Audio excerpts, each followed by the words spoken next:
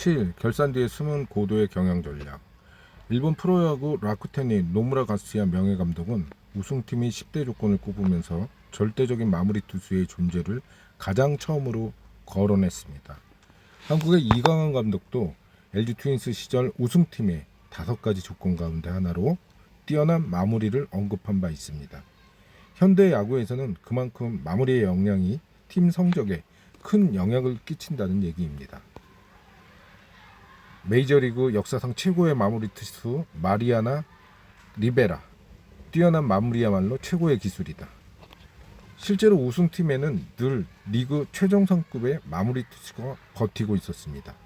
미국 메이저리그 최다 우승팀인 뉴욕 양키스에도 역시 특급 마무리라 불리는 마리아노 리베라 선수가 있었습니다. 야구에서 경기를 끝내는 마무리 투수를 영어로 클로저라고 부릅니다. 재무회계에서도 마무리 투수 역할과 같은 절차가 있는데 이것을 결산이라고 부릅니다. 한자 말 그대로 마무리하다는 의미입니다. 결산은 재무회계의 끝판왕입니다. 결산이란 회계기간 전체에 걸쳐 계속적으로 발생한 자산, 부채, 자본의 변동 내역 및 그로 인한 결과를 종합해서 재무상태표나 손익계산서 같은 단지 몇 페이지의 재무제표로 일목요연하게 정리하는 것을 말합니다. 결산 절차는 회계에서 매우 중요한 과정입니다. 왜냐하면 결산 절차를 통해서만 비로소 의미 있는 회계 보고서가 만들어지기 때문입니다. 결산의 흐름, 결산 절차를 더 넓게 해석하여 결산의 흐름 관점에서 보면 외부 감사는 물론 회계의 궁극적인 목적인 정보 전달 과정, 즉 정보 공시까지 이어집니다. 그 과정이나 기간은 기업마다 다릅니다. 조기 결산 시스템을 갖추고 있는 포스코의 경우는 월간 결산을 1일, 연간 결산을 3일이면 완료가 됩니다. 3일이 걸리는 이유는 일부 조정 항목 때문에 기말 환율이 확정되기까지 기다리기 때문입니다. 포스코의 재무 책임자는 이렇게 결산을 빠르게 진행하는 덕분에 지난 실적을 평가하고 향후 전략을 빠르게 세우는 스피드 경영이 가능하다고 말했습니다. 이렇게 빠른 결산을 강조하는 포스코 같은 기업도 있지만 반면에 적지 않은 기업들이 정기주주총회를 앞두고 상법에서 정한 이사회 제출기간까지 결산을 마무리하지 않기도 합니다. 대개로 실무부서가 이미 결산 절차를 마무리해 놓고서 경영진에게 막혀 있는 경우도 많습니다. 회사의 이익 규모를 얼마나 할 건지 결정하는 이른바 전략적인 결산대책 수립에 골몰하고 있는 것입니다. 재무제표에 숨겨진 경영자의 의도를 파악하라. 원칙대로 처리하면 되지 결산하는데 무슨 대책이 있느냐 생각할지도 모릅니다. 물론 회계는 일반적으로 인정된 회계 원칙에 의해 재무제표를 작성합니다. 그러나 그 회계 원칙에 여러 가지 처리안이 있기 때문에 그 중에 어떤 방법을 택하느냐에 따라서 이익을 늘리거나 줄일 수 있는 합리적인 방법이 존재합니다. 예를 들어 이익을 늘리고자 하는 회사라면 회수할 가능성이 낮은 매출이라도 누수난 평가기간을 적용해서 대손충당금을 설정하지 않거나 올해 발생할 비용을 되도록 다음 해로 넘기려고 합니다. 반대로 이익을 줄이고자 하는 회사라면 자산을 기록하여 여러 해 동안 나누어서 비용으로 처리되는 개발비라는 무형재산을 한 번에 올해의 비용으로 처리하는 정책을 택하는 경우도 있습니다. 대선충당금, 장래의 대금을 회수하지 못할 경우에 대비해서 장부에 미리 잡아두는 회수불능 추산액을 말합니다. 그런데 이 회사의 경영진은 이익 수준을 조정하려고 하는 것일까? 이익은 무조건 많이 나면 좋은 게 아닌가? 여기에 다양한 이유가 있지만 일단 이익을 매년 고르게 가져가고 싶어하는 경영자의 욕구를 무시할 수 없습니다. 올해 회사의 이익이 갑자기 늘어났다면 당장 내년에 실적에 대한 부담이 생깁니다. 올해 실적이 좋았으니 주주들이 내년에도 좋은 실적을 기대할 것이기 때문입니다. 또 늘어난 이익만큼 법인세도 많이 나가고 주주들도 이익이 났으니 어서 배당을 하라고 압력을 넣을 가능성이 있습니다. 반면에 이익이 갑자기 줄어들면 경영자의 능력에 대한 부정적인 평가가 나타날 것이고 은행과 거래를 할 때도 불이익을 받을 소지가 있습니다. 그래서 경영자들은 회사의 이익 수준을 너무 급격하게 키우지 않고 완만한 속도로 늘리고자 하는 경향이 있습니다. 메모리 반도체 제조 판매를 하는 SK 하이닉스의 경우 반도체의 수요와 공급 업황에 따라서 매년 매출과 이익의 변동성이 큰 회사입니다. 결산 시 외부 것이 경제 환경에 영향을 많이 받는다고 할 수 있습니다. SK 하이닉스의 매출액과 영업 추이 또한 SK 하이닉스의 지분의 20.07%를 기준으로 SK텔레콤의 경우 관계기업인 SK 하이닉스의 실적이 영업의 수입에 연결되어 있어서 SK 하이닉스의 이익 변동성에 따라서 SK텔레콤의 자체 결산과 상관없이 당기 수익도 영향을 받습니다. 따라서 가능성은 낮지만 SK 지주까지 실적이 연동되는 상황에는 경우에 따라 SK텔레콤이 SK 하이닉스 지분을 20% 미만으로 조정하거나 별도의 중간 지주 회사를 설립하여 결산 시 변동성의 영향을 줄이는 의사결정을 할 수도 있습니다. 결국 결산이란 회계 실무자의 손에서 시스템에 의해서 자동으로 이루어지는 것이 아니라 회사 차원의 최고 경영자와 재무 책임자의 전략이 반영된 고도의 의사결정으로 보아야 합니다. 따라서 재무회계를 공부하여 회계 지능을 높인다는 것이 진짜 의미는 재무제표를 볼 때 경영자의 의도를 염두에 두고 숫자 뒤 숨은 회사의 결산 정책을 분석하는 안목을 키우는 것임을 알아두기 바랍니다. 회계 인사이트. 매출 기록하는 방식 회사마다 달라요. 스타벅스 커피 코리아는 2020년도 매출액은 1조 9,284억, 이디야는 2,239억 원이다. 하지만 매장 수는 스타벅스가 1,340개, 이디야는 3,000개 정도입니다. 매장은 이디야가 더 많은데 매출액은 왜 스타벅스가 월등할까요? 가장 큰 차이점은 바로 회사 구조 차이입니다. 스타벅스는 모두 직영 매장으로 모든 식음료의 제품을 매출에 집계합니다. 반면에 이디야는 프랜차이저인 가맹사업 중심으로 별도의 사업자인 가맹점에 공급하는 원두 등과 기타 소모품의 매출과 일부를 로열티 매출이 집계됩니다. 결국 이디야 매장 내 매출은 가맹주 개인 사업자의 매출인 것입니다.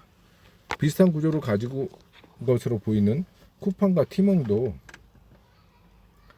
규모 대비 매출액이 크게 차이가 납니다.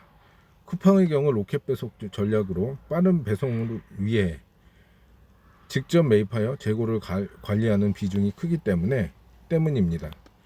직매입은 판매하는 상품의 가격 총액이 매출액으로 기록되고 재고 관리 책임과 위험을 쿠팡이 지기 때문에 해당 원가도 쿠팡의 재무제표에서 확인할 수 있습니다. 반면 티몬은 여러 판매자들이 대리인 역할인 위탁 판매 역할을 합니다. 즉 재고자의 관리 책임과 위험도 지지지 않기 때문에 위탁 판매 수수료만 매출로 기록할 수 있습니다. 참고로 2020년 쿠팡의 매출은 13조 9,236억 원을 기록했고 매출 원가는 11조 5,830억 원으로 기록했습니다. 반면 티몬은 매출액은 1,512억. 티몬은 상품 판매가 아니라 대리인 역할로 판매자의 계약에서 이익을 생기는 수익이 대부분으로 매출액이 아닌 영업 수익을 공시함을 기록했습니다. 또 회계 정보부를 볼 때 주의해야 할 경우가 있는데 사업 수주액과 매출액이 다른 이유를 알아봐야 한다는 것입니다. 즉 주식회사 안랩의 경우에는 외부 공개되는 수주액과 실제 손익 계산서상 매출액이 다릅니다.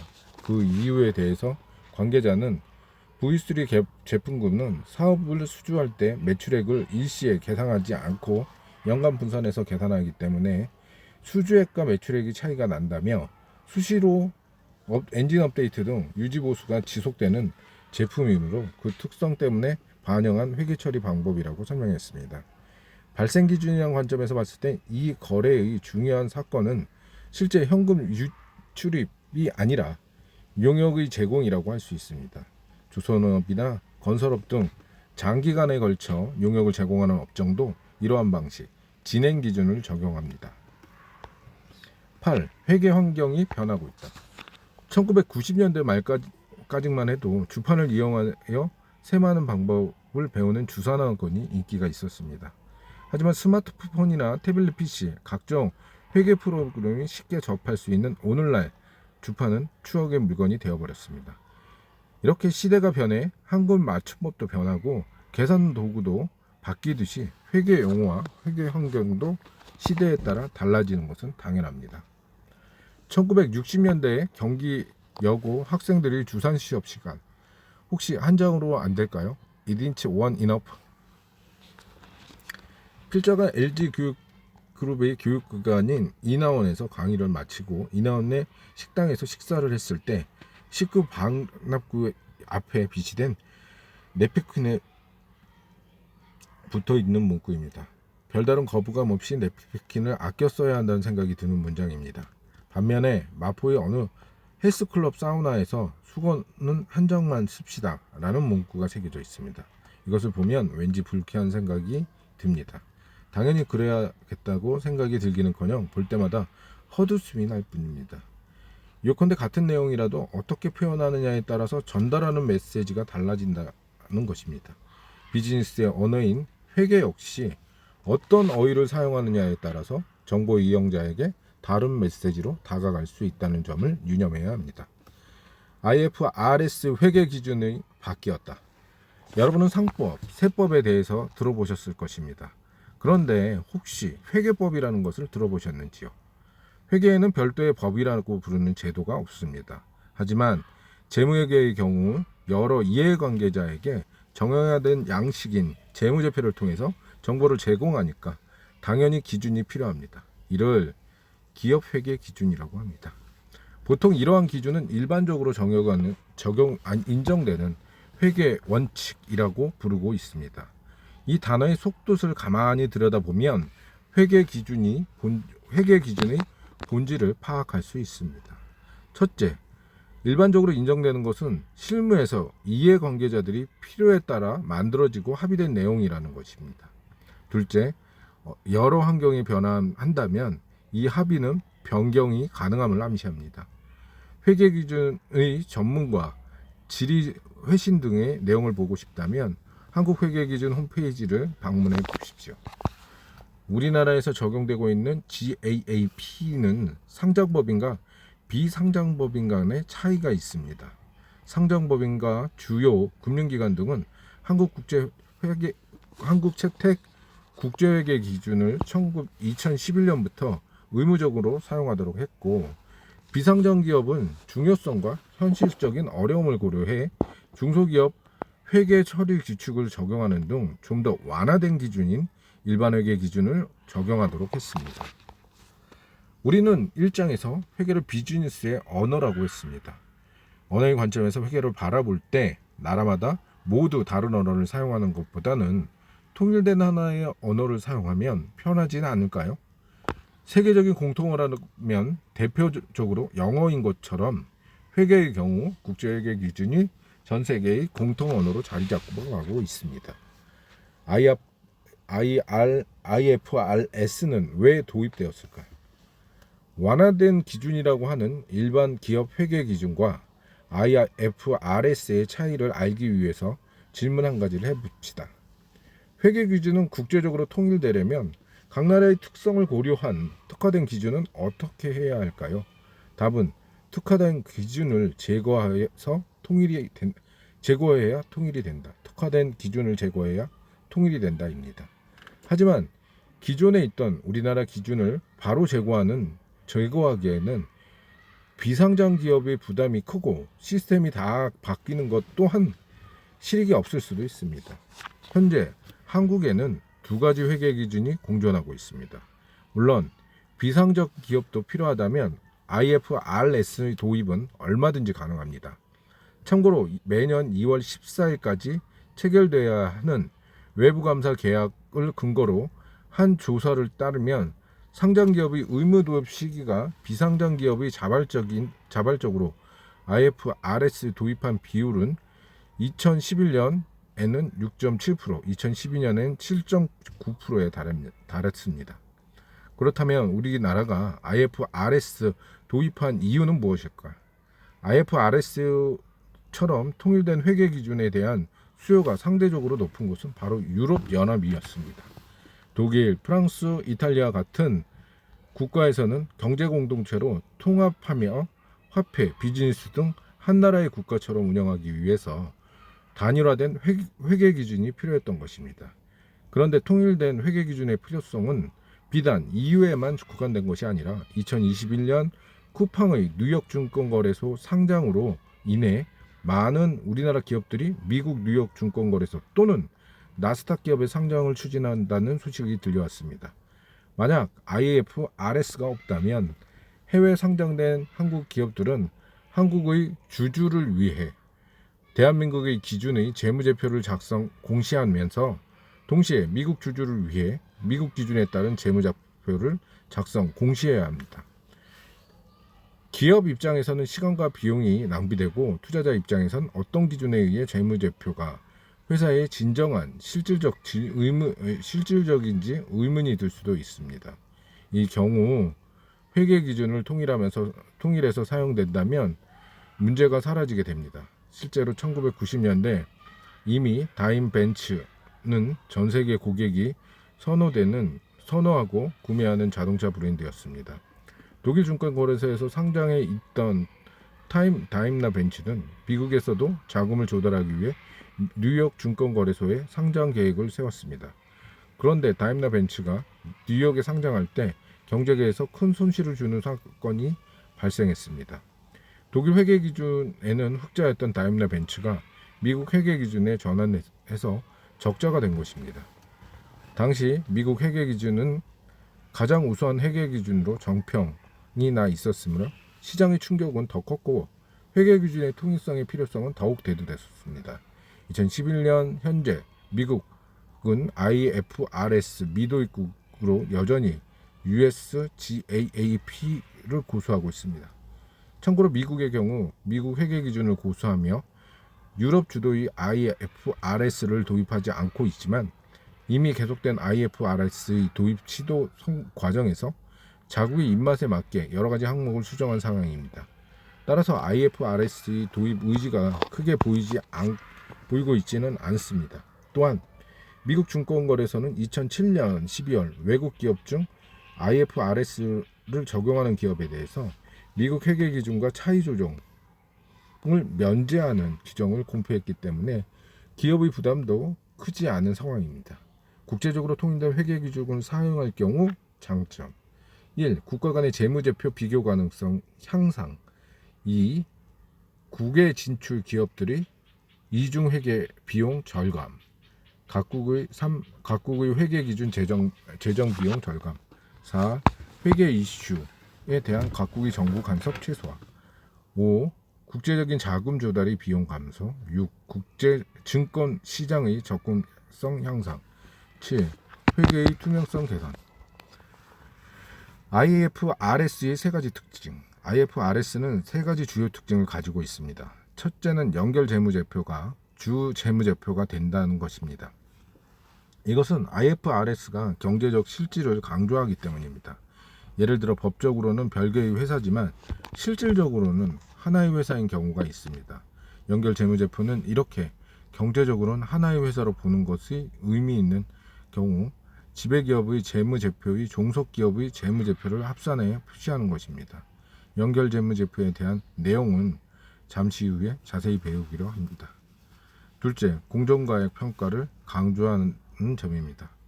기존의 재무상태표에서는 자산, 부채의 표시 금액을 취득가액으로 표시하는 것을 원칙으로 해왔습니다. 10년 전에는 10억을 주고 취득한 공장 부지를 10년이 지나도록 그대로 토지 10억 원으로 기록하는 것입니다. 이것은 해당 계정에 대한 신뢰성을 강조하기 위한 방식이었습니다. 비록 시가는 변했지만 정확한 시가를 산출하는 것이 만만하지 않았고 산출하더라도 지금 당장 공장 부지를 판매할 생각이 없으므로 그대로 신뢰성 있는 수치인 10억 원으로 기록하는 것입니다. 그러나 정보 이용자 입장에서는 저 공장은 주변이 도로로 생기고 개발이 많이 진행되어 땅값이 올랐을 텐데라며 궁금해할 수 있습니다. IFRS는 이러한 의견을 반영하여 공정가치 평가를 확대했습니다. 공정가치 평가에 대한 공부는 다음 장에서 유형 자산을 공부할 때 만나게 될 것입니다. 셋째, 원칙 중심의 기준을 사용한다는 점입니다. 앞에서 설명했지만 다양한 국가에서 동시에 적용되는 회계 기준과 실무 지침 등 모두 규정하기란 현실적으로 어렵습니다. 따라서 어떠한 사안에 대해서 상세한 회계 처리 방법이나 적용 범위를 일일이 제시하기보다는 일반적인 원칙만을 제시하는 원칙 중심의 회계 처리 기준을 채택하고 있습니다. 그러니 원칙을 따르면 적용한 근거를 주석 등으로 보충하여 설명해야 하므로 정보를 활용할 때 이를 유심히 분석해야 됩니다. 2018년 삼성바이오로직스의 종속기업 투자 이익이라는 회계 처리가 분식 회계 인지에 대한 이슈가 되었을 때 금융당국과 삼성바이오로직스는 물론 정치권과 학자, 회계학자들이 갑론을박을 이어지면서 논란이 확산되었는데 논란의 핵심은 국제회계 기준의 원칙에 따른 재량권 범위에 대한 것입니다. 국제회계 기준의 특징 1. 연결 재무제표 중심 2. 공정가액 평가 3. 원칙 중심의 기준 체결 연결 1. 연결 재무제표 중심 주 재무제표가 연결 재무제표이므로 사업보고서 등 모든 공시 서류가 연결 재무제표를 기준으로 작성됩니다. 2. 공정가액 평가 기업 보유에 대한 공정가액 평가를 강조합니다. 3. 원칙 중심의 기준 체계 상세하고 구체적인 회계 처리 방법 제시보다는 회계 처리의 기본 원칙과 방법론을 제시하는 데 주력을 하였습니다. 이제는 연결 재무제표에 주목하라. 앞서 언급했듯이 한국채택국제회계 기준에서는 기본적으로 연결 재무제표가 주 재무제표입니다. IFRS에 도입되기 전에는 일부 대기업처럼 작성 대상의 속하는 경우에만 연결 재무제표를 추가적으로 작성했던 것과는 대조적입니다. 그렇다면 왜 연결 재무제표가 주 재무제표가 되었을까요?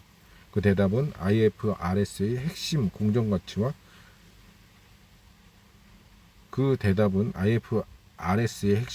공정가치와 더불어 경제적 실질에 대한 정보 제공이기 때문입니다.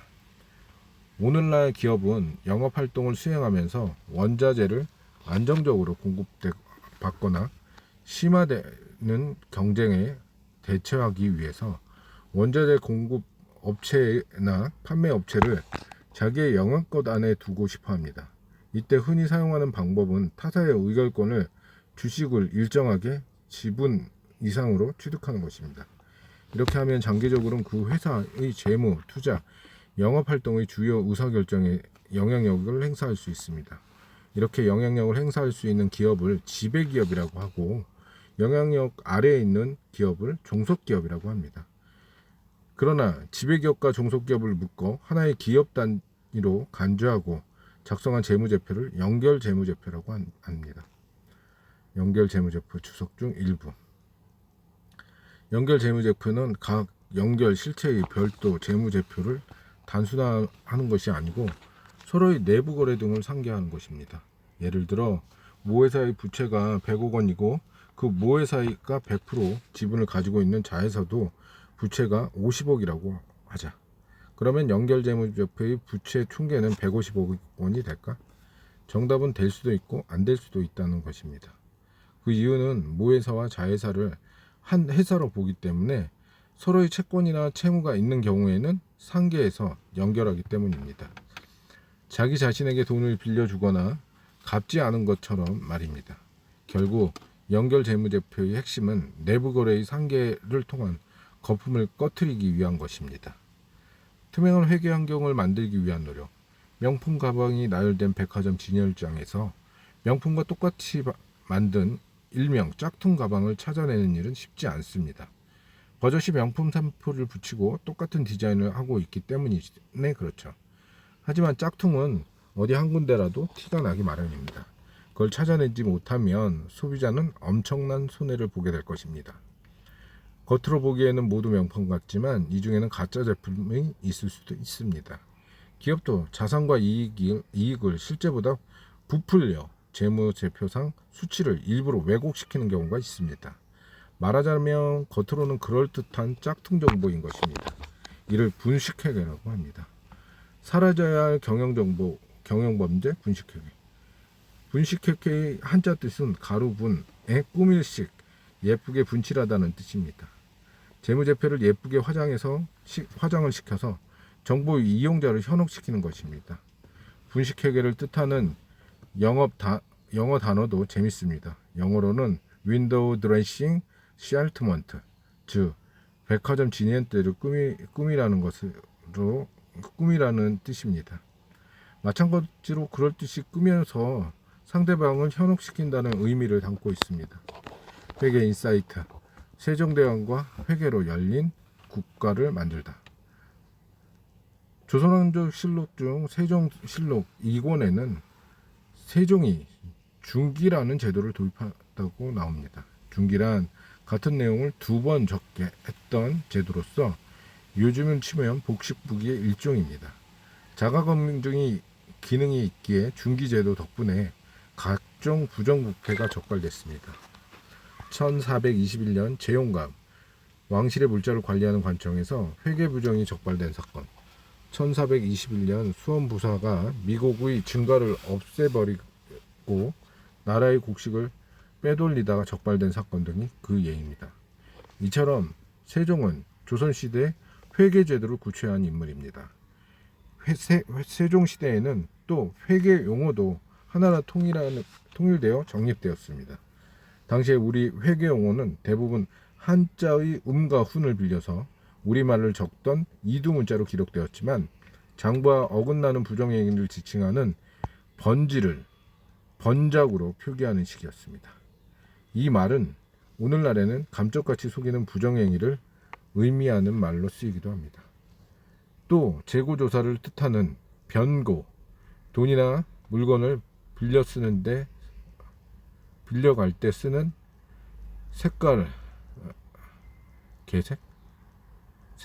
색깔 또는 색거리 등의 말도 말입니다. 한자로 색깔을 뜻하는 색은 빛이라는 뜻을 의미합니다. 그런데 회계 용어가 정립이 담고 있는 중요한 뜻이 있습니다. 이는 회계의 목적이 혼자 몰래 보는 것이 아니라 서로 소통하고 공개하는 데 있다는 것입니다. 누구나 똑같은 의미를 알아볼 수 있도록 같은 용어를 쓴다면 모든 의사소통이 분명해지고 투명해지고 보고될 것이기 때문에 이것은 서구에서 회계감사를 청취한다는 뜻의 어디트하고도 비슷한 맥락입니다. 분식회계는 없는 재고를 있다고 부풀리거나 판매가 있지도 않았는데 있다고 해서 매출을 늘리고 동시에 매출 채권을 기록하는 등의 방법으로 이익을 교묘하게 부풀리는 것입니다. 그러면 외부에서는 좋은 실적을 낸 것처럼 보일 수 있습니다. 반대로 실제보다 이익을 적게 기록하는 경우도 있는데 이를 역분식 회계라고 부르기도 합니다. 주로 세금을 피하기 위해서 비자금을 마련하기 위해서 동원되는 수법입니다. 어떤 기업이 경영 악화 등의 특이 상황에 직면하면 분식 회계의 유혹을 겪게 됩니다. 그러나 분식 회계는 정보 이용자들이 판단을 왜곡시켜 손해를 끼치는 것은 물론이고 탈세와 관련이 있기 때문에 상법과 세법 등 관계법규에서 당연히 금지하는 일입니다.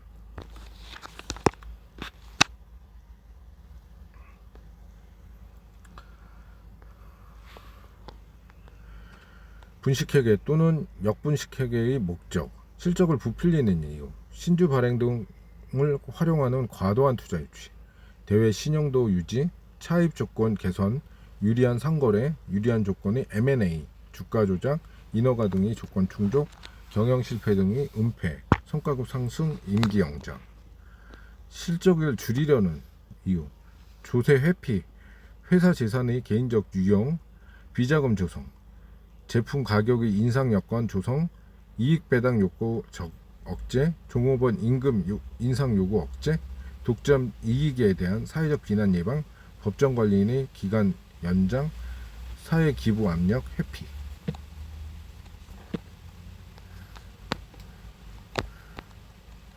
분식회계를 방지하기 위해서 회사는 내부 감사와 같은 내부 통제 제도를 실질적으로 갖추어야 합니다.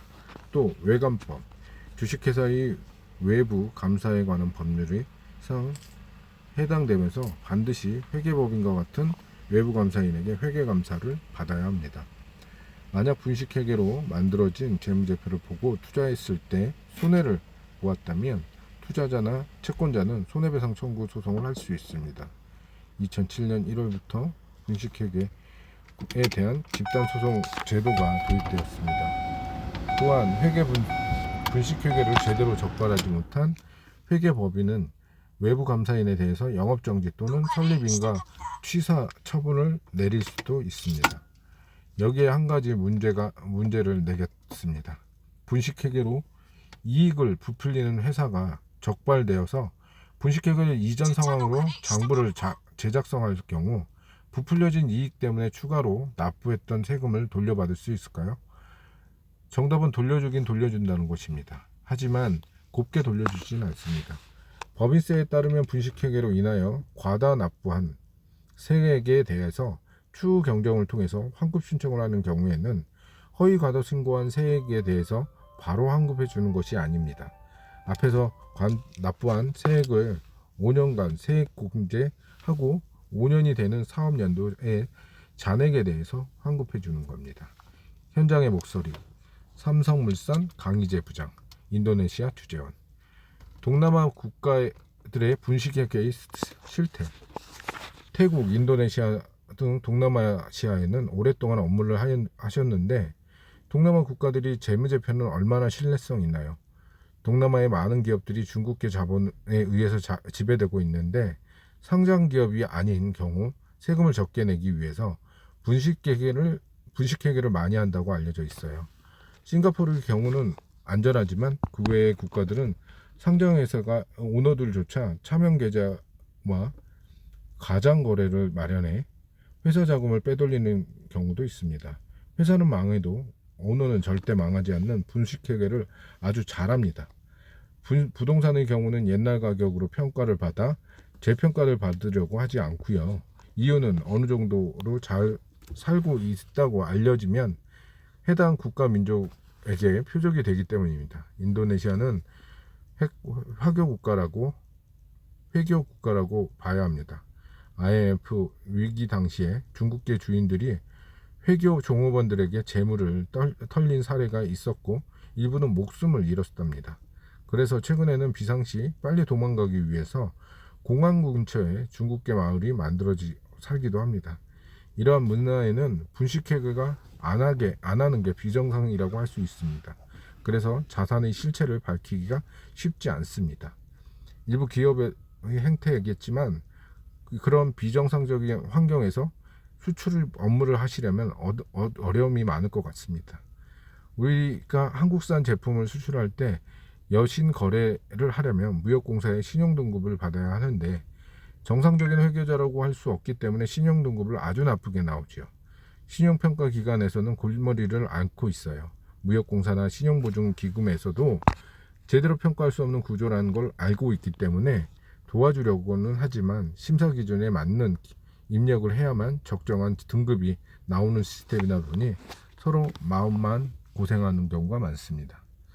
외국 기업이 합작 투자를 통해서 지분 구조를 최대한 확보하고 재무적으로 사람을 파견해서 투자국, 예를 들어 한국이나 일본에 불리하지 않도록 신경을 씁니다.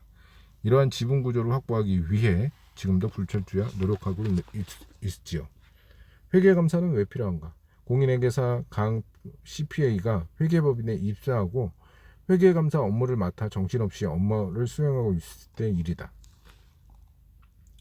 오랜만에 뵌 할머니께서 강 회계사의 CPA에게 회사에서 무슨 일을 하냐 물었습니다. 강 CPA는 이렇게 합니다.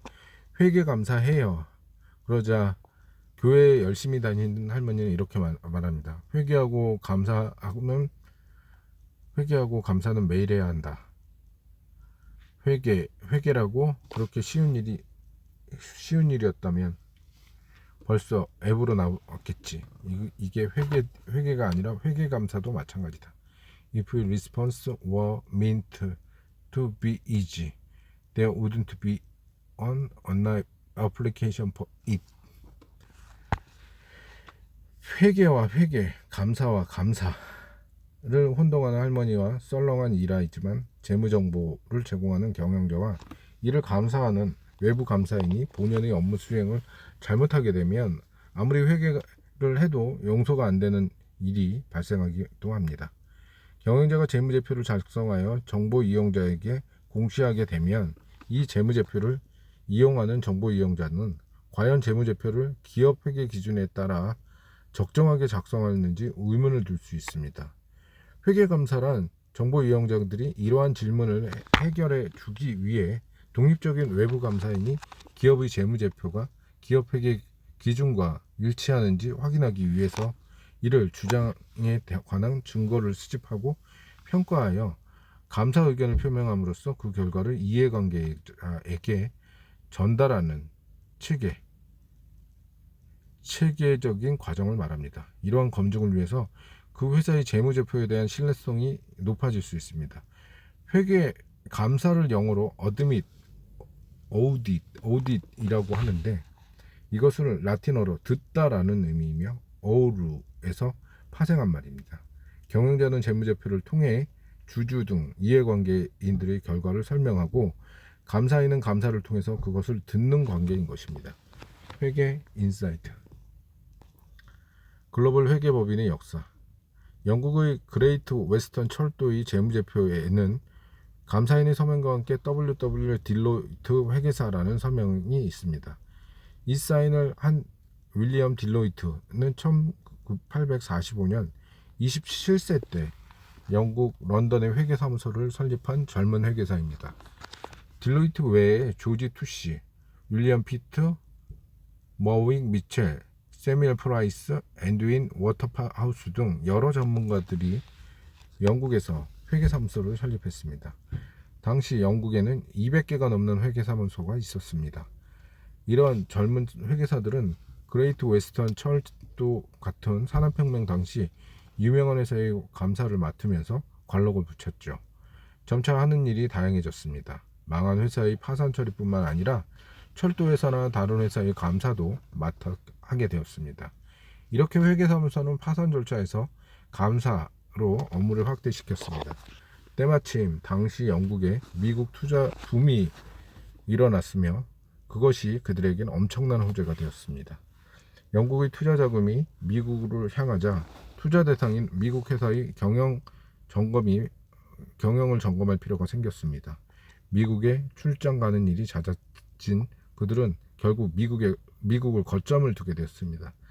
19세기 말 영국의 주요 회계사무소는 경영쟁하듯이 보스턴이나 뉴욕의 사무소를 개설했습니다. 그 후 서로 규모를 키워가면서 합병을 해서 훗날 디트로이트 투시 토마츠, 플라이어스 워터하우스, 쿠퍼스, KPMG 등 대형기업이 된 그들은 영국의 작은 회계사무소부터 시작해서 미국 진출을 거쳐 대규모로 성장한 후 한국을 포함한 전 세계에 진출하게 된 것입니다. 외관법에서는 상장회사나 상장을 준비해놓은 회사 또는 직전 사업연도 매출이나 자산 규모가 500억을 넘는 경우에는 반드시 외부 감사 대상이 되고 그 다음 조건 중 2개 이상이 충족한 시에도 외부 감사를 맡고 감사 보고서를 공개적으로 보여줘야 한다.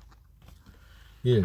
직접 사업연도 말의 자산 총계가 120억 이상인 주식회사, 자산과 부채 동시에 70억 이상인 주식회사, 직전 회계연도 기준월 매출액이 100억 원 이상인 주식회사, 직전 사업연도 말 종업원 수가 100명 이상인 주식회사.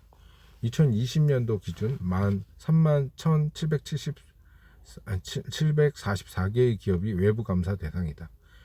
금융감독원은 전자공시 시스템에서 외부 감사를 받은 회사는 감사 보고서를 볼 수 있는데, 감사 보고서에 표명된 감사 의견은 재무제표가 회계 기준에 부합하게 작성되었으면 적정 의견, 그렇지 않으면 부적정 의견, 회계 재무제표에 대한 증거가 부족해서 감사 의견조차 제시할 수 없으면 의견 거절이라고 제시합니다. 또 한정 의견은 부정적인 사유와 의결 거절 사유가 일부 있는 경우 제시합니다. 감사 의견의 종류, 적정 의견, 적합하게 작성되었어. 한정 의견, 일부 부정한 또는 감사 범위, 부적정 의견, 경영적 의견이 불의, 의견 거절, 특기사항, 감사 의견이 영향이 없지만 정보 이용자에게 도움이 되는 것. 감사 보고서 수록 의견 문단과 강조 특기사항이 감사 의견.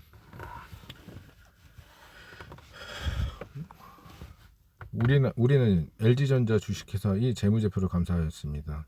해당 재무제표는 2020년 12월 31일과 2019년 12월 31일이 현재 재무상태표, 동일 종료되는 양보고서, 양보고기간의 손익계산서, 포괄손익계산서, 자본변동표, 현금흐름표, 그리고 유의적인 회계 정책 요약을 포함한 재무제표의 주석을 구성하고 있습니다.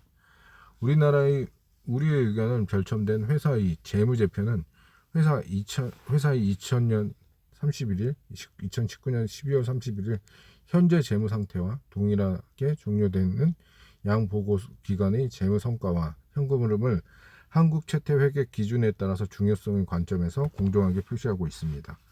우리 또한 대한민국 회계감사 기준에 따라서 내부 회계관리 제도의 설계 및 운영 개념에 근거하여 회사의 2020년 12월 31일 현재 내부 회계관리 제도를 감사하였으며 2022년 3월 4일자 감사보고서에서 적정 의견을 표명했습니다. 강조사항, 영업 환경의 중요한 불확실성.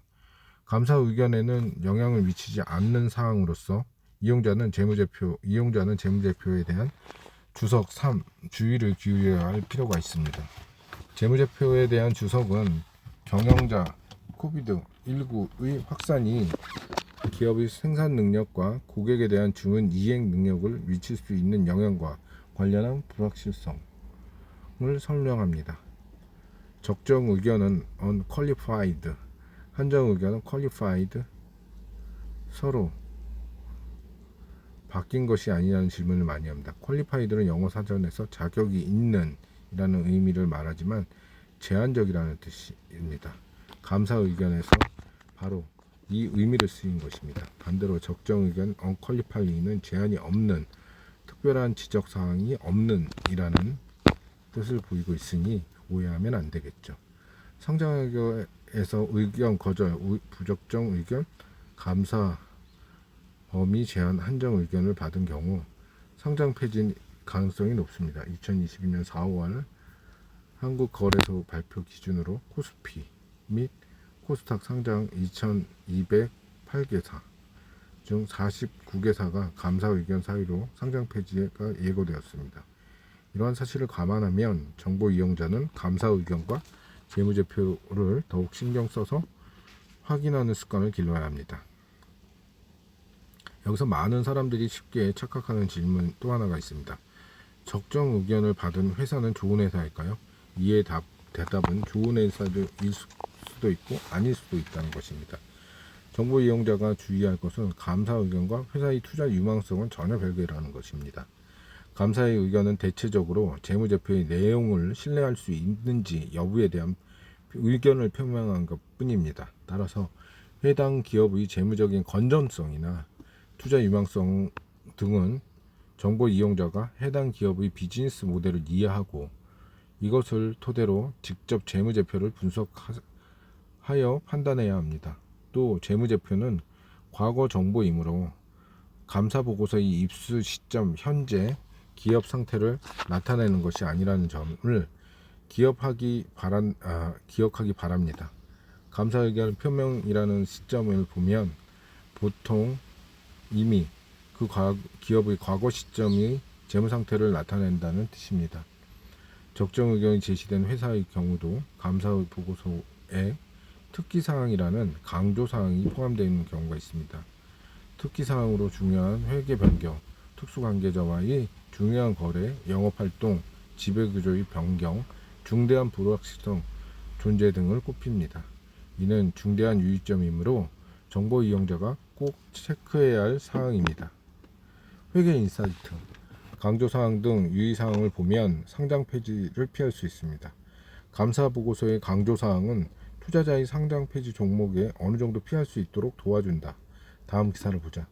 금융감독원 회계관리국이 발표한 2019년도 회계연도 상장법인 감사보고서의 분석에 따르면 감사인이 적정 의견을 표명했음에도 강조사항에 계속기업 가정 불확실성이라는 기재를 한 경우 실제 1, 2년 내에 상장 폐지 등을 직면할 가능성이 높은 것으로 집계됐다.